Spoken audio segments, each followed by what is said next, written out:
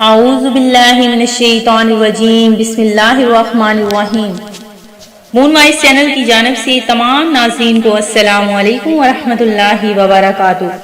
میں اپنا چینل مون وائس کی جانب سے آپ کے لیے بہت ہی پیارا، بہت ہی نایاب وظیفہ لے کر حاضر ہوئی ہوں۔ سب سے پہلے میری تمام نئے آنے والے ویور سے گزارش ہے، جنہوں نے ابھی ہمارا چینل جوائن کیا ہے وہ اسے سبسکرائب کر لیں اور ساتھ ہی ساتھ بیل آئیکن کا بٹن بھی پریس کر لیں تاکہ ہر نیا آنے والا وظیفہ سب سے پہلے آپ تک پہنچ جائے۔ ناظرین، آج کا جو وظیفہ ہے وہ آپ نے مغرب کی نماز کے بعد کرنا ہے۔